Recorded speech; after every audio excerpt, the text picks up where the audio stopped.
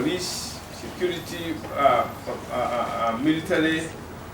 Now, in discipling the nation, you are targeting institutions like that. You can't get all those people get saved at once. Yeah. It's not possible. Yeah. But by you can still change them, speak to them, and create an atmosphere where they can respect the things of God first. Number two, you cause them to fear the Lord enough that they will not do some of those things that they are doing. They start to, you sharpen their conscience, that their conscience starts to tell them it is wrong to do this. Yeah. So you can have institutions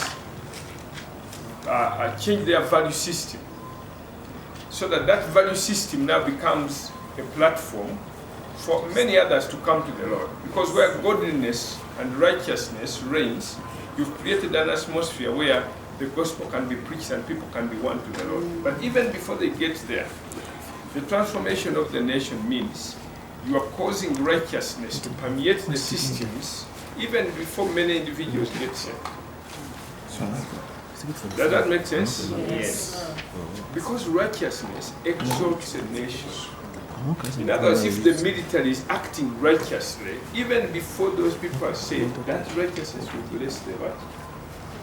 If the military is operating righteously, using godly values, honesty, truthfulness, excellency, respect, that by itself, righteousness exalts a what? A nation. So, exaltation of a nation is the target, because then it welcomes God, whose throne is established on righteousness and justice. Take an example of justice. The justice system of the nation. You cannot demand that all the judges must be saved. You can never have that. But you have to create an atmosphere where the judges start to have the fear of God, and the respect for God, and the fear of what it means to pervert justice. Yes. The other weekend, the weekend before last, I had the team of, how many? About 40 judges. So I had a retreat like this one. And I was talking, we started on Friday, then the whole of Saturday, and then Sunday. Now, when you're talking to judges, you refer to their responsibility from the scriptures, using the scriptures to explain to them how they cannot be corrupt. And you show them that they're representing God every time they sit on that judgment seat. Yes. They're representing God's throne. God's throne is established on righteousness and justice. So you explain that when you sit on that throne, you're representing God. And the judgments you make, they are not your own. You are doing it on behalf of God. That alone starts to make somebody think, hey, I'm representing God. Yes. So I tell them that's why people respect you. You come in and say, the judge is coming, rise up. So everybody. So you say, when you start to enjoy those privileges carry responsibilities. Every privilege that you have, respect, of honor, you have so much power that you can sentence somebody to die. You can say, you'll be hanged. That is not something that you play around with. Yes. You don't take that lightly, because you have power of life and death. Yeah. Is there any human being who has the power over life and death? It's you, God. So that's why you are representing God there, because you have the power to say this, you are going to be executed. So you see, now by explaining those biblical principles, you are creating that righteousness and the fear of God in them.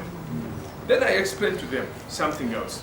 I'm saying this so that I can give a background of what I'm going to be sharing here.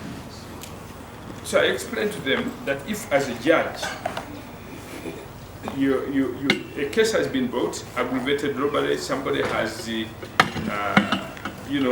has robbed somebody with aggravated robbery, and the murder is almost the same, because you can kill somebody right during the robbery, and then that is a capital offense, and that capital offense attracts execution. So you'll be executed if you are proved guilty.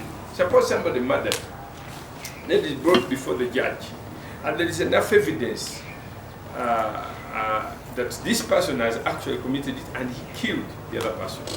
Now, our laws here demand that once the evidence is adduced, then the culprit is going to be executed. So suppose you as a judge, you have listened to the evidence, but you have gotten a bribe. And instead of bring out the right judgment, you pervert it. So I explained to them what that means to God. So I told them that any person who is supposed to die, or is supposed to do the capital punishment you're supposed to mete out, and you don't, now that man, you declare him not guilty, and you acquit him. But God will not acquit him. God will not acquit him.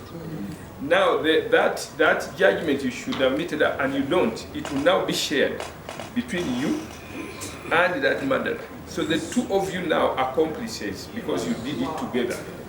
So from that moment, the curses that accrue will not only affect this man and his generations, the fourth generation, it will now affect you, the judge, also. Now everybody was saying, what? I said, yes. Now to God, anybody who was involved in that, if the state attorney was given a bribe, the state attorney is the one who prosecutes. He takes a bribe. If it is he who took the bribe and did not do a good job, then it is him and the murderer. But if the judge is also involved, now the three share the what? The blame. And when it comes to those cases, when God is dealing with us, if the murder was 100 kilograms, if the curse is supposed to, I'm just using the figure so you may understand. If the curse for murder is 100 kilograms, you don't share 33, 33, 33. No, each of you takes 100. Now